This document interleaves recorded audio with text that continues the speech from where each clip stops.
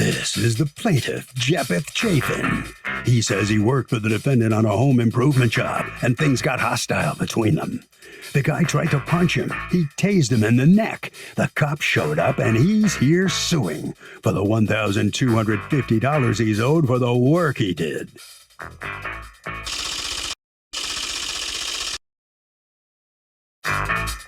This is the defendant, Christopher Pettit. He says the plaintiff's a big liar. He never threw a punch at him, and the hot-headed plaintiff tased him for no reason. Bottom line, the out-of-control guy was paid for his work, and he owes him nothing. He's accused of accosting a co-roofer. All parties, please raise your right hand.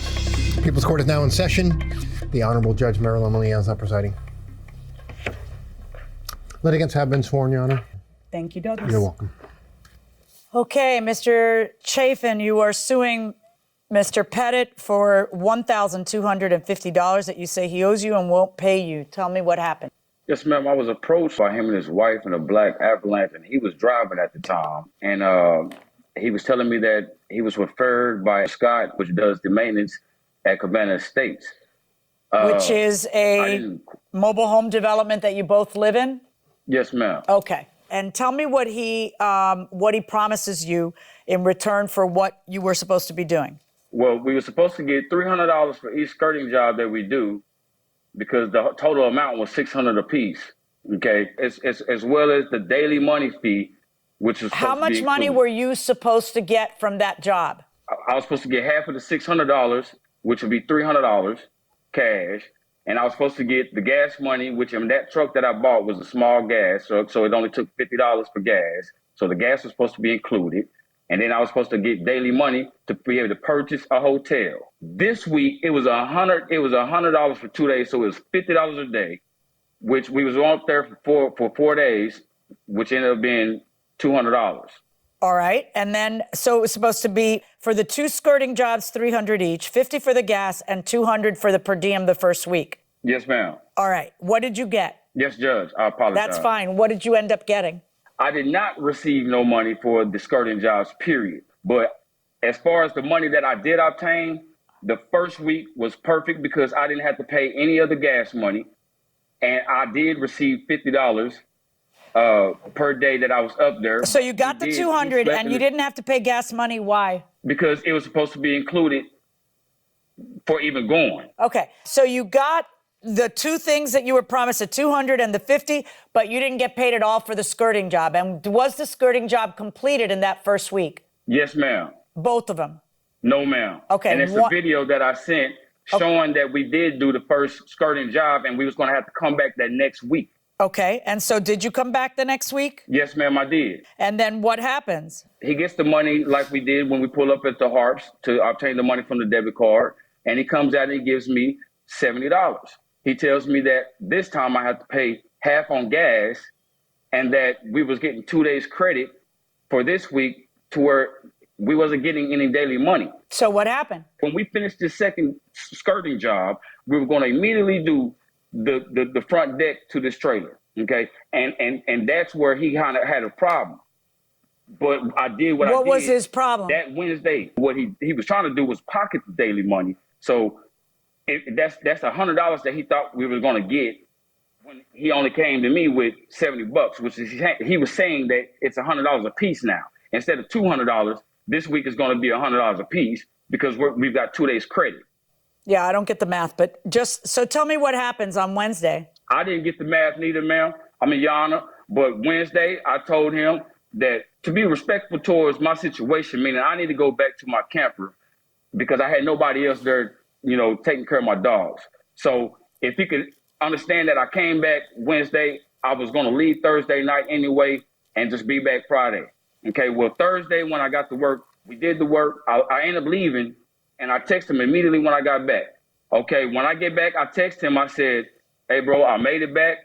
I'll be back in the morning and we can get back after it." His next text to me was, "No, brother, don't worry about it because we lost power at Green Forest. There's no more power in Green Forest. And my wife is going to he's going to take my daughter my stepdaughter out of school, and they're gonna come up here, and we're gonna just do the work together. And then when I get back, I'll be able to pay your money for the skirting job, and then we can get to the skirting job that we know was after that job. Okay, But so when he told me not, he tells you not to come, and then you tell him what? I told him if your wife is coming with the kid, I understand. I'll just wait for you to come back. I was just waiting on him to text me back. Well, no call, no text for that next week. Okay. On the 27th, I contacted him in the morning. As soon as I woke up and told him, I don't want no more contact from you or your wife. As soon as I get paid, stay away from my lot. Don't call my phone. I just want to leave it like that. Mr. Pettit, what was the agreement that you had with Mr. Chafin regarding him working for you? Okay, when I talked to him about the skirting job, I told him straight up that I said it doesn't pay very much. It's only $500 for the whole job. $250 for the skirting, $250 for the deck. The reason okay, I'm sorry. $250 for him? Yes, $250 for the skirting is what I was going to pay him. I was going to pay him $500 for the whole job. Well, what And about he the said, per well, diem and everything else? Yes. And then it was $50 a day for per diem. Okay. So when we went up to the job, the first time we went up there, I gave him $200. I paid for the gas to go up there and everything. It was all good. We started on a Tuesday, but we ended up leaving on a Wednesday because we ran out of material. They didn't bid it right. They didn't get enough material there. No big deal. So what we ended up doing is going back. And when we went back, my buddy Scott said, hey, I'll go ahead and pay you for the skirting. It's not your fault that you didn't get it done. And for me, it paid $500 for each trailer to do the skirting. Okay, so that's $1,000. I told him I'd give him $250 for the skirting and $250 for the decking. No, you told him $250 for each skirting, but go ahead. No, I told him $250 for the whole thing, not for both of them. Okay, go on. Anyway, as we sat there and I gave him that $250. So now he told me this we're going to go back next week. Is this over and above the per diem? The per diem was by itself. I gave him So $200 did you for the give per him diem. $200 for the per diem and $250? So you gave him $450? Yes, ma'am. Watch this. Did he give you Sure $450, Mr. Chafin? No, ma'am. No, Your Honor. Okay. When you're dealing in cash, which I understand, that this is how it works, you might want to still have receipts because, then you get into this kind of swearing match. According to you, you paid him $450, and then what happened? And then we ended up going back. Well, Scott said he paid $50 per day, right? Well, he got $200. We were only there for 2 days, so he had 2 days credit. All right, so according to you, he didn't stay 4 days, so he shouldn't be getting more per diem the next week. You give him, however, per diem, and how much per diem do you give him? I gave him $100. So anyway, so we go up there the second time. We worked the 2 days that he had credit, Monday, Tuesday. Then he had credit then he got the $100, which is for 2 more days. We worked Wednesday, and then Thursday, he's told me he wasn't making enough money and that he can make more money back home. He said, I'm just going to go ahead and go. And I was going to give him, a little bit of money for what he did. So in your mind, you owed him something, but what was that something? $100 is what I was going to pay him. All right, so at some point when you get back, you tell him, you must talk with him at some point and say, I'm going to pay you only $100, right? Yeah, and that's when he flipped out. I believe you have this on the documents. Yep. And he sat there and he ended up. Hold on 1 second. Let me find those texts. Am I still going to get paid? I ain't heard from you. If I have not heard from you, I'm telling you the truth. I'm going to sue you. Dude, you left. You didn't help finish. You didn't even help get the first half of the deck and stairs done. I had to pay David money. I don't have, so you are getting $100. I did not work Monday through Thursday for $100. I knew you was full of blank. I will just see you and show you how I feel about white men like you that think something for nothing, man up when you see me. Blank Boggs, I oughta come up there now, and you owe me $20. What's $20 for? For the pen. What kind of pen? Because I don't smoke vape pens, and when we was in Green Forest, He wanted to purchase the pen that I had. For the pen, but which I he still owes guarantee me your $20 stupid for. blank will not pay me. But I'm not petty like that. $100 and I'ma beat your blank. To which I he want you to responds, You dude, you need to stop. While you stop interrupting me. Dude, you need to stop. I'm not talking to myself. While you something I told you you were making before you started. Nah, blank, I'ma beat your blank for playing with me. And I wife there, I'ma touch her too. That's maybe not the best idea. To threaten a man. No, Your Honor, it wasn't. But boy, you I just guarantee you that blanked I'm up not talking about my wife. I'm standing in my front yard. Come on, blank, I'm putting shoes on now. I hope you is in your front. I'm coming. You can sit there and say whatever you want to me, whatever this is between you and me. You talk about my wife, you just blanked up. You better not blanking let me see. You better not pull up over here or I will blanking snap you in two.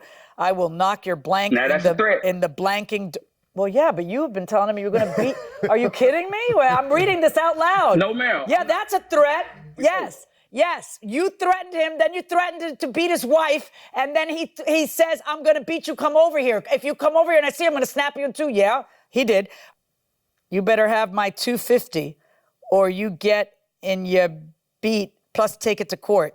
And I'm not even trying to talk to him because so I got what happens? Let me ask you first, Mr. Chafin, what happens? I proceeded to go to the manager's office, and I called to get the phone numbers because I was just trying to I was inquiring about his last name. So that's when I first pulled up in the front of the cabana. And at this time, they're pulling off my street in the truck, except he's not driving that truck. His wife is driving the truck. And what happens? She rolls down the window and she says, come to the house. When she makes the U-turn, okay, he rolls down his window and holds out his hand, the envelope. He says, come get some. I got your money. So instead of me being smart about it and waiting for the police because I had already called twice, I followed them to their trailer. When his wife pulled up to the driveway, this is where the taser incident came into play. Okay, he jumps out the truck. Okay, I immediately tased my taser out my truck. I said, don't you do it. I said, don't come in my vehicle. I said, if you're not really trying to give me my money, I'm going to just drive off. When I'm starting to drive off, he threw the right punch and I blocked it with my left, which was just how happened holding the taser. Now, I was holding the taser when he jumped out the truck, I tased the taser. I let go of that taser and he threw that punch and I blocked that right punch. The prongs touch his neck. What happened first, the punch or the tase? The punch. That's what threw his body in my vehicle. When he did that, I went like this. But I'm left-handed. When he threw the punch, I didn't tase him, but since I had already tased my taser, when he threw the punch, I blocked the taser. I blocked that, and the taser prongs touched his neck. Oh, wow, like that's and now his quite coincidental that the taser touched his neck. Let me ask you your version of how it happened, Mr. Pettit. Holy cow, this guy is the biggest liar I've ever seen in my life. What happened is whenever he pulled up, I got out of the truck, I went up to the window. I said, dude, what are you doing? Blah, blah, blah, blah. I said, I'll get your money. Follow me to the bank. Follow me to the bank, and I will get your money. I never swung a punch at him at all. Never. So what did happen? He swung up and he hit me with a taser, is what he did. But how? He's sitting inside the car. He didn't even come out of the car. I know. He reached over and hit me with the taser, and he How is he reaching over? If you're obviously coming to the car, he's sitting inside the car. He doesn't come out of the car. So how is it that he, if you're a respectful distance, he can't tase you? You had to come up close, right? Well, I was close, but I wasn't trying to fight him. No, after the crap he said about your wife, that he was going to beat your wife? I wanted to beat his ass, don't get me wrong, but I was told not to. Just, do it the right way. All I did was try to So after the text I just read, you want me to believe that you told him, oh, follow me to the bank and I'll be happy to pay you. That's what you want me to believe, because I don't think that those texts are conducive to believing that. I think that... But I was going to pay him. Well, I had no problem How much were you going to pay him? I was going to give him his $120. This is nothing to, Your Honor. I never told him that I was going to pay him $300 for each skirting, because I got paid $500 for each skirting. So that's $1,000. Yeah, I don't believe him on that either, because when I see in the text that he said, stop talking. When I see in the text that he says to you, give me my $250, he's not saying give me my $1,250. So I agree with you. Everything has become very embellished because you two who live in the same trailer park community hate each other. Do you see each other now? No. Good. All right. So I don't now see you're the guy. also suing for damage to your truck. What was the damage to your truck, Mr. Chafin? He was punching a knee in it while he was on the side of it trying to get me to come out the vehicle. So while he's punching and kicking it, it dented my truck. Is this what you're referring to? I am. You see that dent behind that skirting? That dent right there. He was right there. Do to you my have trailer any lot. witnesses, That's- Mr. Chafin, to him damaging your truck? Because I'm looking at the truck. It's a 2002 truck. There's a lot of damage in the truck that isn't his. And I want to know if you have any witnesses to him damaging the truck. My witness was supposed to be here, but Okay. and what he saw was the guy when he wrote the statement. I don't want to know the what guy you that was say with someone him- else saw. I want to know I want to hear from someone who saw. Mr. Pettit, do you have any witnesses? Yes, ma'am. My wife's right here too. Let me talk to your wife. Here's my wife. Hi. Hello, how are you? Good. What's your name? Hi. Barbara Pettit. Okay. Did your husband kick the back of the truck? No, ma'am. After the tase, your husband does or says what? Because I can't imagine he took that line down. No, he was mad. He said, dude, I can't believe you blinking tased me. And I was trying to give you your money. And my husband was upset. I'm not going to lie. He said, you're not going to come over here threatening my husband or threatening my wife. You know, do whatever you want to me, but you don't threaten my wife. All right. Go ahead and wife. switch with your Okay. husband. Mr. Chafin, why should I believe that you're owed for the job anything more than what I read in the text, which was $250? That text, I was heated. If getting $0 was going to give me at least $250, I would have told him, yeah, give me the $250 because all I want to do is get his last name. Okay, Because I got you, me but that's doing the not work- how the texts read. And the texts are great because they've really made judges' jobs so much easier because they reflect what happens before people reflect and start thinking about how they want their case to appear in court. So I am ready to rule, and let me tell you my ruling. First of all, if it's good enough for you, it's good enough for me. If what you say to him is you owe me $250, I agree with you that $120 isn't going to cut it. So, but I am going to order him to pay you the $250. I don't believe there's enough proof about him damaging the truck. And if anything, I do see you as the aggressor going over there with a taser in your hand. But I am ordering him to pay you $250 for the rest of the job because I also don't think that you work those number of days so that he can pay you $100 and then pay you back the $20 he owes you. So actually $270 because that includes the vape pen. Good luck, folks. Thank you, Your Honor. Yes. Well, in this minor war between these two parties, the plaintiff is going to prevail. He's going to get $270. Mr. Pettit, how do you feel about this? What do you think about the judge's decision? I'm not too happy with it, but it is what it is, you know. I mean, I'm glad that it's over with. What have you learned from this whole experience with him? Well, for one thing, make sure I have it on paper. You learned a valuable lesson. Write it down on paper. Yes, I did. Right. All right, Mr. Chafin. Let me talk to him for a Yes, minute. sir. Mr. Chafin, you're going to get $270. That's what the judge says. You okay with that? I feel blessed because I was getting You do. manipulated and standing and doing work and not getting paid. But with this $250, with my type of blessings, I'm going to put this and invest this, and it's going to triple fold, and I'm going to get paid what I should have got paid a long time ago. All right. Very good. Well, at least you're satisfied. You were a little hot-headed there, but you're satisfied now. Okay, that'll bring this amazing case to a close. The plaintiff gets $270, and he's happy. Harvey? So, Doug, this is interesting because there's an allegation that the defendant damaged the plaintiff's truck, but there was a lot of other damage.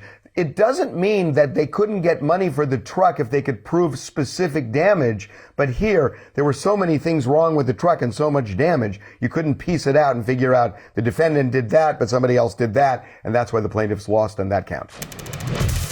I live in California, which is a two-party consent state. Does this law apply to public spaces? Am I allowed to record people's conversations in public places? If your state requires two-party consent, For a recording. right, to record a conversation with someone, you want to tread lightly around that because some of these states have felony charges for people. Florida is violate. one of them. Florida is one, and Florida's not alone. There's a bunch of others as well. And a lot have misdemeanor charges and civil liability and all kinds of problems. Now, in this question, they're asking about public versus private space. There are some states that say, well, if you're in public, only one party might have to give consent in a two-party consent state. But they all, in the final analysis, go back to, did the person who's aggrieved by this, who got tape recorded, did he or she have a reasonable expectation of privacy in that conversation? So just because I happen to be in public doesn't mean that you and I can't have a private conversation that we both expect to be private because we're in the public square or we're sitting under the old oak tree in front of the courthouse or something. That doesn't mean you can't just go, we was out in public. It's all in public, so I can record anything they say. Yeah, it's not get you in some hot water. It isn't about the location. Exactly. It's about the expectation of privacy. Right. It doesn't magically convert it to, hey, it's okay.